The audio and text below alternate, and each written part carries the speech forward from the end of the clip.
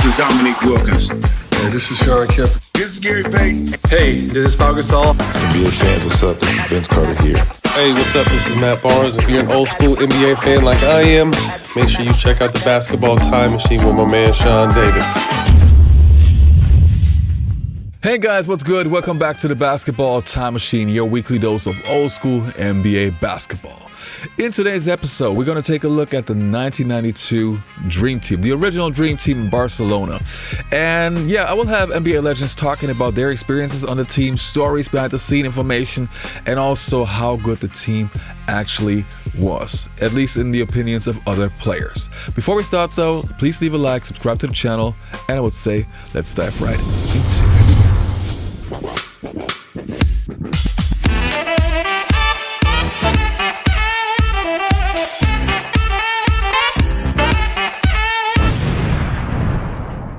You played in the era when that Dream Team was built. Have you seen a team that can compete with them? No. Michael Jordan at that time, 1992, he just won his second championship? No.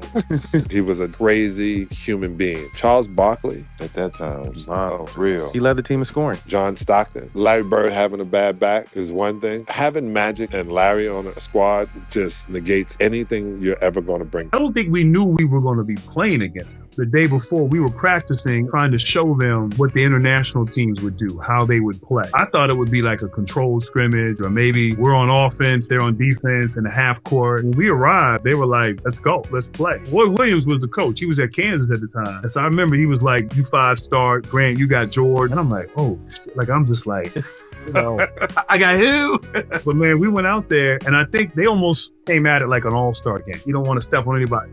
Going through the motion. We're going out here like we're going against our heroes, and we're trying to measure ourselves against them. We got the better of them. So they try to say in the doc that Chuck Daly rested Michael Jordan. C. Webb had a great line. So you saying the rest of the guys were chopped liver? Now, the next 2 days, we could barely get the ball over half court. Man, Michael picked up whoever was bringing the ball up. Pip and follow, I bet. Man. It was like, what was the Space Jam movie where you lose your power? Monster. That's what it was, man. Like, we were in awe, man. Like, we're in the room, Magic and Michael are gambling. We all see each other. We always talk about how that was the most incredible week of our career. You averaged the most on the Dream Team, didn't you? Yes. Did you consider yourself the best player on that team? You know what's interesting about that day? Chuck Daly said to me one time, he said, Charles, I want to talk to you after practice. I'm like, what I do now? He says, I just want to tell you something. I've been coaching the NBA a long time. And you're the second best basketball player I've seen. And I says, wait, there's somebody better than me? He says, Michael Jordan. I said, Michael Jordan just got help. But I tell people that's the greatest compliment I've ever gotten in my life. Because he says, I get a chance to watch. But he said that same thing to Bird, too, after practice. No. We talk about the whole Dream Team experience and maybe one or two memories that just stick out in your mind of being part of that team. Oddly enough, the first memory is getting the call. Yeah, okay. I mean, guys like me don't get those calls. And I remember receiving that call and kind of thinking it was a surprise, or thinking it was a joke. Yeah. And I remember saying, I'm going to have to check with the team. I'm going to have to check with my wife, a couple things like that. And I remember there was a pause on the other end of the phone. It was Rod Thorne. And I don't think he understood that what he was asking, that I understood it. So I called back, obviously, in a hurry. And that was quite a thrill to be asked to be part of that team. Yeah. You felt like you belonged there? Did you feel like, I deserve to be here and part of this team? Well, I was there. Yeah. I've never questioned if you make a team, you don't ask questions why. And clearly that was a thrill. Those were guys that I idolized for the most part, and then had the opportunity to play with and against them on numerous occasions. There were guys from other teams, knowing they're going to lose by 60. Right. They just wanted a picture with you guys. Oh, I know. It's a little weird playing against a team that say, I want your picture, I want your jersey, and whatever, man. We're gonna bust you up anyway. So one of the great things about the Olympics, when I got out there and stepped on that court, man, I felt it. I really felt it. And obviously when they're playing the national anthem and you get your gold medal. But in Portland, before we got there, my back was acting up, so I didn't play in like 3 games. But I was sitting over there, and Oscar Smith from Brazil, a big-time player. And he wanted to play against me so bad. And he come over and said, Larry, please come in the game.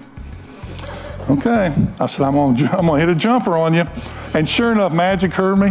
He threw that ball to me. I hit a jumper, and Oscar spin. Oscar loved it. He loved it. Of course he did. Oh, it was awesome. Now, the harder one was Michael Jordan. So I said, man, what can I say to Michael? He has everything. He's done everything. He's already won championships. He's already played for the Olympic team. But I said, you know what I'll tell him? We're going to hang out every night and play cards together. And he can play golf all day, come to the game, just score 30 at halftime, and go sit down. And guess what? That's what happened. The Dream Team, there will never be a team like that. The original Dream Team of 92 versus the Dream Team of 2000. 23 NBA championships, 11 Hall of Famers. Match up against how many championships they have? What? Kobe got 5 and LeBron got 1. That's 6. They don't have an inside game.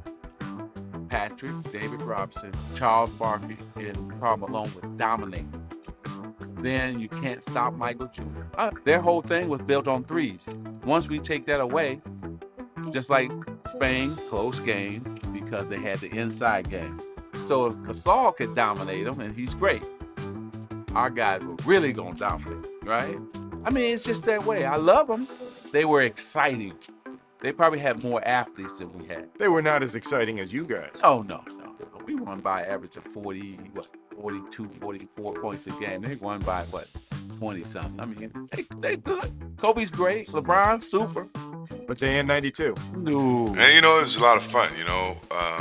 You compete against those guys all the time, my whole career, really. And to have an opportunity to play together as one, you know, that's one of my biggest reasons for going, as well as representing my country. I never had a chance to play with those guys. We compete against each other all the time, you know. So we had the opportunity to play as one, which I felt like could be a very dominant situation, which it was, you know. And we got a chance to spend time with them, know them personally, because you compete against them and you thrive to beat them each and every time. For us to spend time together, I mean, you have a better appreciation for who Magic Johnson, who Larry Bird, Karl Malone, Charles Barkley, you know, Clyde Drexler, all these guys we always fought against in the course of the season. And here we're spending time with each other and representing our country, trying to win. Yeah, Michael, yeah, Magic, yeah, Larry, everybody talking trash. Michael wanted Larry and Magic to know that it's his turn now. Right. You know, then, you know, Michael playing these little, you know, mind games, you know, talking trash to Clyde. He's going at Clyde, you know. What did he do to Clyde? He just wanted Clyde to know that, you know, I'm better than you. So he gonna talk trash to Clyde, you know, talk trash about them beating them, you know, when he was at Portland.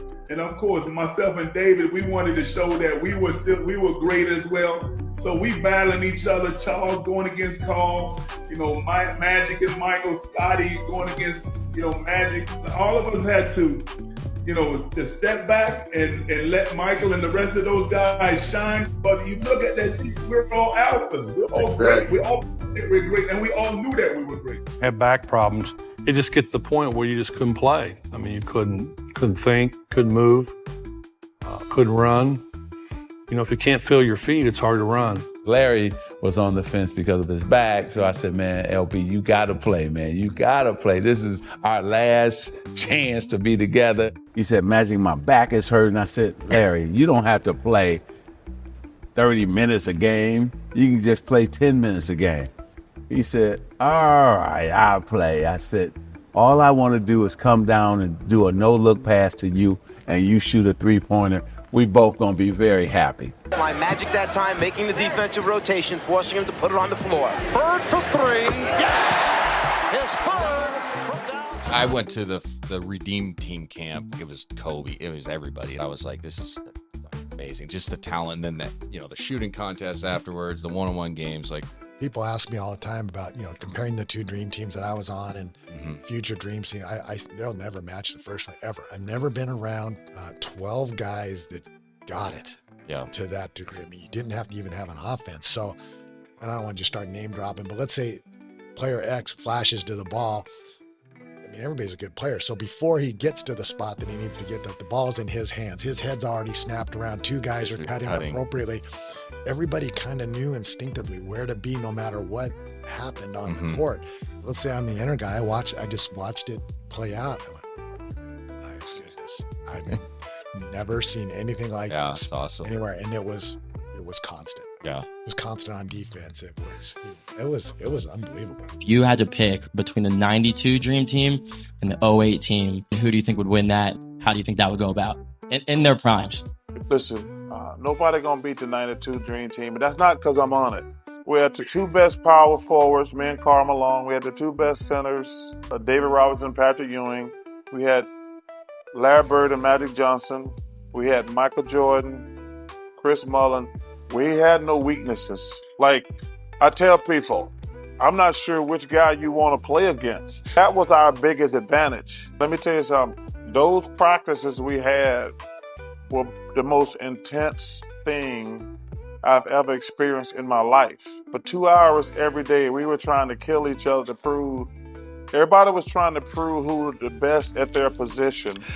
You know, one thing personally to me that I always have a problem with when it comes to the 1992 Dream Team is disputing the team because of the age of certain players. I'm especially talking about guys like Larry Bird and Magic Johnson. When people, for example, compare the 2008 team to the Dream Team and say, yeah, the Redeem Team, for example, is better than the original Dream Team, I always say, look, it may be so that Larry Bird's body wasn't in his prime position anymore, but believe it, his IQ was at the top of his game. Same goes for Magic Johnson. You had a Michael Jordan who already had won a championship. You had players who were so intelligent, and that goes such a long way. And yes, when you go to the 2008 team, maybe they had younger legs, but that's not all that counts. People who truly played basketball, understand basketball, they know what I'm talking about. So in my opinion, the best team ever assembled, the 1992 Dream Team. See ya.